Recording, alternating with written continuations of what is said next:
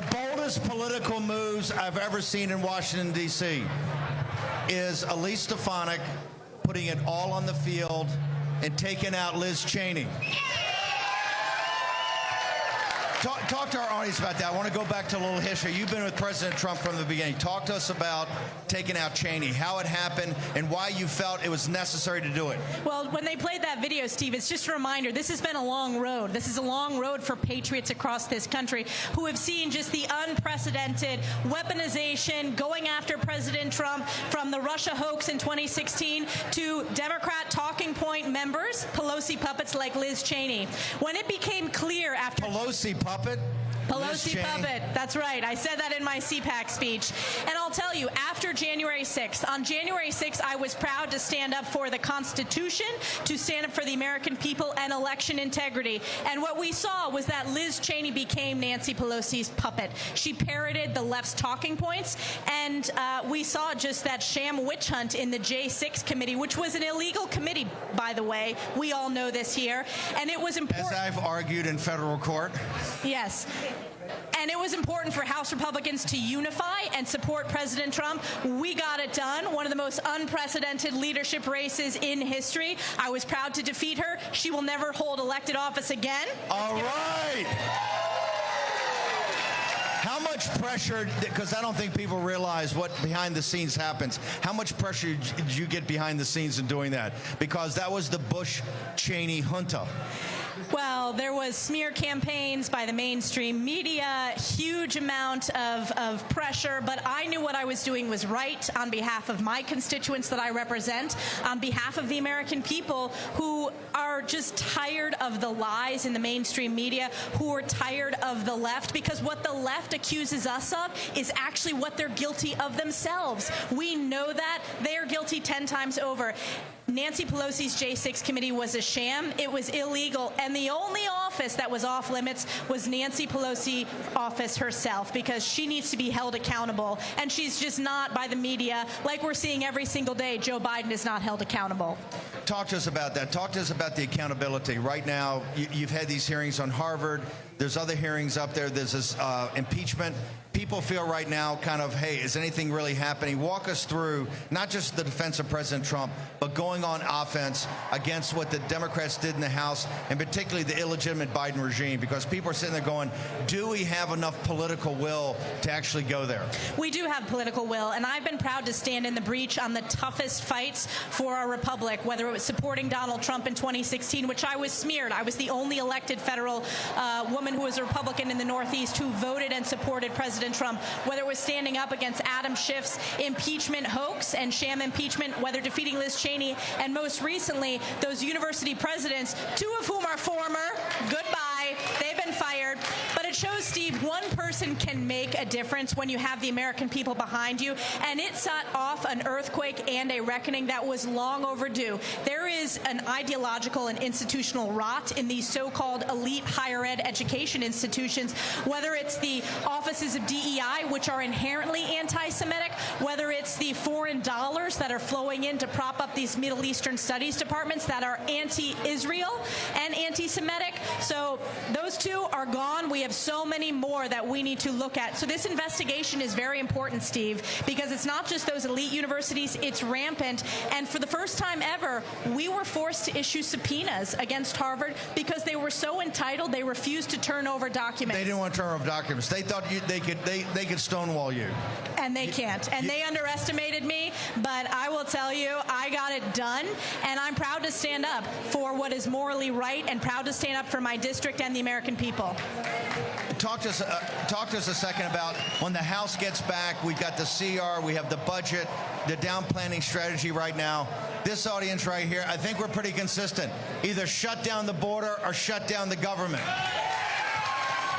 What hope do you give people that we're going to start getting tough? We're going to start saying, hey, there's too much debt, the deficits are too big, that Speaker Johnson, somebody's got to have his back. Walk us through what's going to happen. My top priority is securing the border. There is a catastrophe across this country, and every state across the country is a border state. It's not just southern border states. My home state of New York, we are getting overrun by illegals who have been shipped up from the southern border, and the northern border has had an increase increase in illegal crossings, including those on the terrorist watch list. So in my conversations with Speaker Mike Johnson, in my conversations with my colleagues as the House Republican Conference Chair, we are laser focused on securing the border. And listen, the media is serving as the stenographer, not this show, but the mainstream media is serving as the sycophant stenographers for Joe Biden trying to pass the buck and blame Congress. People see through that. They know the truth that Joe Biden's executive actions have caused this border crisis. So we're going to stand for securing the border, and we're going to stand strong on that. Amen.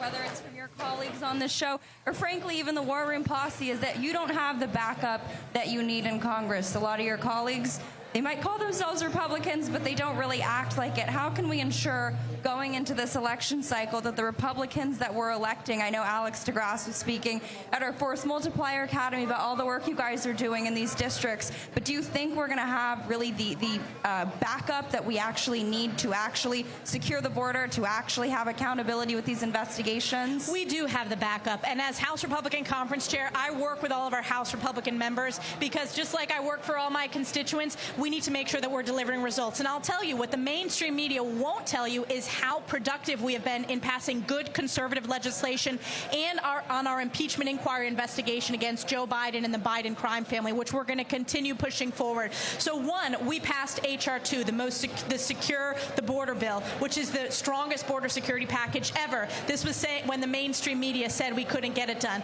We passed H.R. 1, which is our energy independence bill, to go after Joe Biden's war against American energy independence, and it allow American manufacturing and American energy production to boom like we saw under President Trump. We passed the Parents' Bill of Rights Act to ensure that parents are the primary stakeholders in their kids' education. And on the accountability piece, we've impeached Mayorkas. Media said we couldn't get it done. We got it done.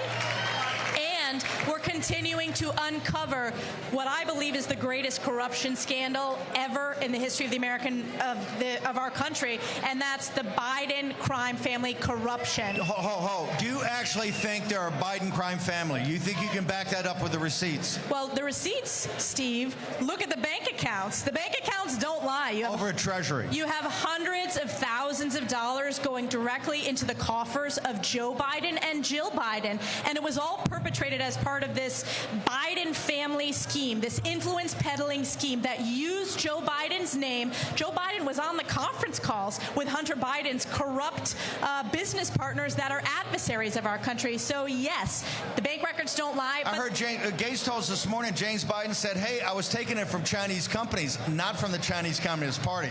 Is that a good enough excuse? It is not a good enough excuse, and these are crimes that have been committed. It is corruption at the highest level. Okay, you just gave, I don't know if you had a chance to see it, but you just gave a barn burner speech here at CPAC.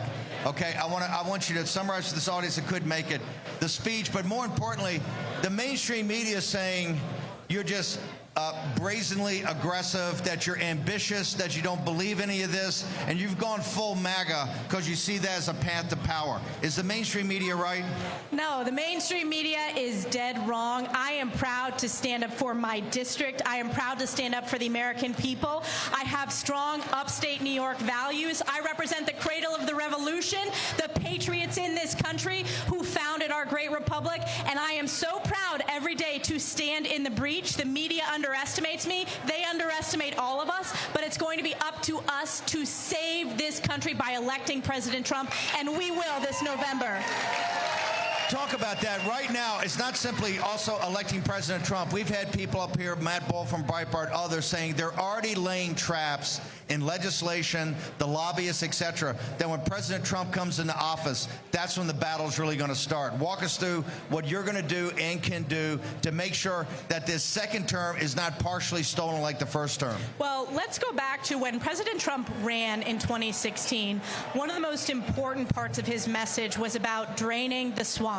And we've seen how much deeper the swamp has gotten even since 2016. These are unelected, radicalized bureaucrats that think they are entitled to making these decisions rather than the American people and who you elect as president. So we need to be ready on day one. I know that President Trump is going to be more prepared than ever before to drain the swamp We need to get that done, to hold people accountable for this illegal weaponization, and to deliver success for the American people, because President Trump knows that's who he works for. He doesn't work for the swamp. He doesn't work for the editorial boards. He doesn't work for the chattering class at the cocktail circuit. He works for you and I, the American people.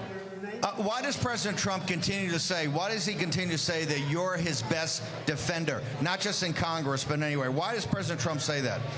If you look at the toughest fights, whether it was Adam Schiff's impeachment, sham impeachment in 2019, if you look at January 6th standing up for the Constitution, if you look at the importance of defeating Liz Cheney, I've been proud to lead the effort and stand in the breach in those toughest of fights. I'm proud to be the first member of Congress to endorse President Trump for re-election. We're going to get this done because he is rallying the people in support of him. So I will continue to lead. I will continue to lead from the front with a backbone of steel. Okay, Alex DeGrasse is a regular on the show. The audience absolutely loves Alex. He comes on, gives details. How do people follow you? How do they find out more about you? Social media. How do they find out more about you? Your warrior background. Where do they go? Elise Stefanik. You can follow me on social media. Elise Stefanik on Twitter, on Facebook, on Rumble, and just very grateful for all of the support. And on Truth. Follow me on Truth. Last question. If Donald J. Trump were to ask you to serve as his vice president of the United States, what is your answer? I'd be honored to serve in a future Trump administration, but we have so much work to do, and I'm going to work every single day. I have a big job as the representative for my district, New York's 21st district, which is so proud to have a voice at the highest level, and then as the House Republican Conference Chair and a top surrogate. So we're going to work every single day, and I know that we can get this done, America. Stefanik, the enforcer. Let's give it up.